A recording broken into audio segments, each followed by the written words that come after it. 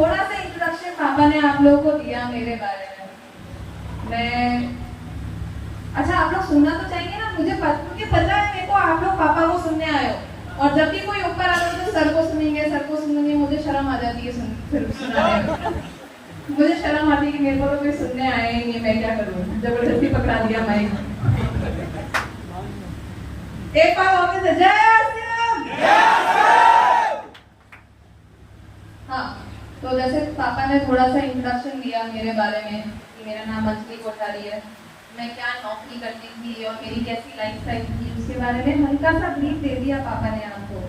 But मैं आपको उस डीपर लेवल पे ले जा सकती हूँ जहाँ पे आपको समझ में आ जाएगा कि क्यों मैंने आरसीएम करने का डिसीजन बनाया।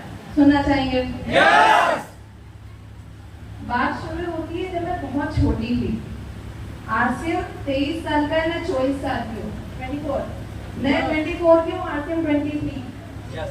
तो मैंने आरसीएम को बढ़ते हुए देखा है शुरुआत से, जब से छोटी थी। पापा मेरे को अच्छे से याद है, तभी हम लोग पापा स्कूटर चलाते थे और स्कूटर चला चला के किट उठा के ले जाते थे, किसी और सिटी चले जाते थे, रात में आते थे। मैंने उस लेवल पे पापा को काम करते हुए देखा है जब आरसीएम की स्टार्टिंग हुई। और तब जब ग्रेजुअल पापा की लाइफ में थोड़ा पैसा आने लगा आरसीएम की वजह से, तो वैसे नेचुरली हम लोग अच्छी स्कूल में पढ़ने लग गए, ट्रिप्स पे जाने लग गए, अच्छे फ्रेंड्स के साथ रहने लग गए, अच्छी फैमिलीज के अराउंड रहने लग गए। तो तभी, क्योंकि मैं बहुत छोटी थी, तभी मेरे को मेरे पापा मम्मी ने एक ट्योर पे भेजा था। स्कूल पे बच्चों को ले जाते ना ट्योर पे, मेरे को मेरे पापा ने एक ट्योर पे भेजा। शिमला का ट्योर था, ठीक है। और शिमला के ट्योर पे मेरे को, क्योंकि टीचर्स देते ना 100-200 रुपए, छोटे बच्चे को कितने रुपए दोगे, 100-200 रुपए मुझे दे दिए और बोला चलो अब जाओ इसके साथ फैमिली के लिए कुछ लेके आ जाओ इन 100-200 रुपए से। तो मैंने पापा के लिए बहुत मन से एक पेन खरीदा शिमला से, बहुत मन से पेन खरीदा। और मैंने जब पापा को लाके दिया भिलवाड़ा वापस से, पापा ने बोला मैं ये यूज ही नहीं करूंगा क्योंकि ये आरसीएम का नहीं है।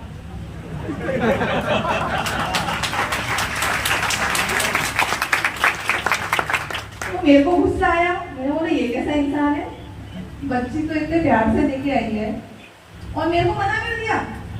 तो मैंने उस दिन से ऐसा डिसीजन ले लिया कि अब से पापा के लिए कोई गिफ्ट लाना ही नहीं है, कोई गिफ्ट नहीं लाना है, क्योंकि इस इंसान को कदर ही नहीं है मेरे लिए। मैं तो प्यार से ला रही हूँ और इनको आरसीएम दिख रहा है। तब मेरी है ना आरसीएम से हेटरेट चालू हुई।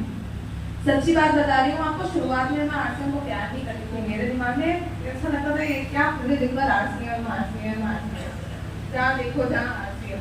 क्योंकि हम लोग जब छोटे भी थे ना, तो हमारे घर पे सिर्फ मीटिंग्स हुआ करती थी और मतलब ड्राइंग रूम भरा रहता था। जो भी लोग आते थे, जो भी लोग समझना चाहते थे आरसीएम के बारे में, उनसे ही भरा रहता था। तो मेरे अंदर बहुत चिढ़ गई थी एज बच्ची में कि क्या पूरे दिन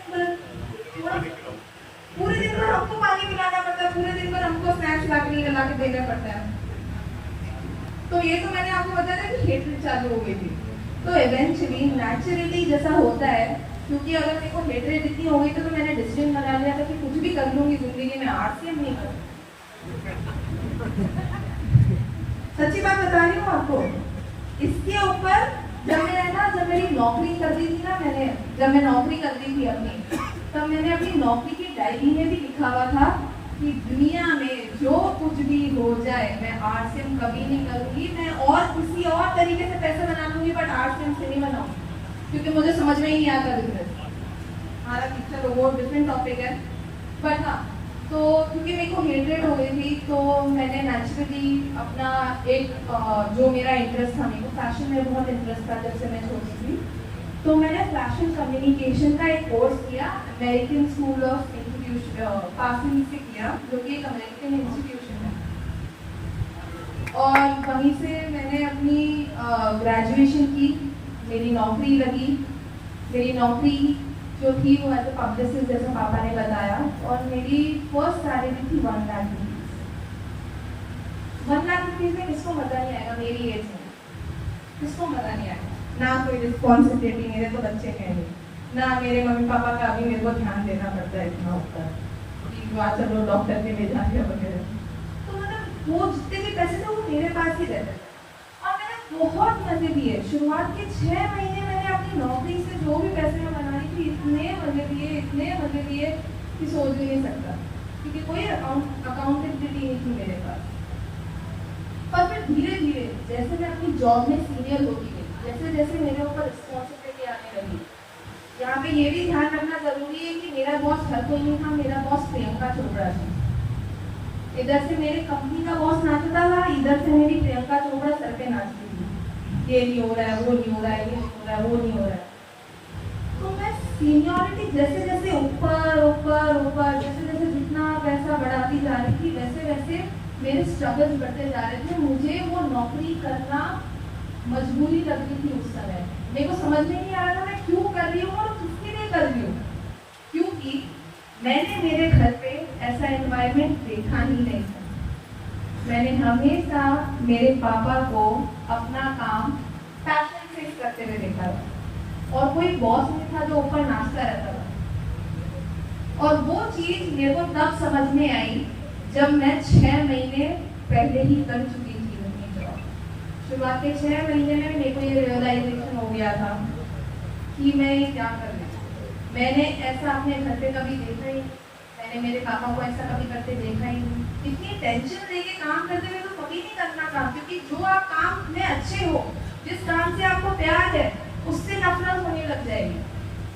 और मुझे उस काम से नफरत होने लगी, जिस काम के लिए मेरे अंदर बहुत डेडिकेशन था, बहुत पैशन था, उस काम से मेरे को इतनी नफरत होने लग गई थी कि मेरे को उठना बेड से थोड़ा मुश्किल लगता था।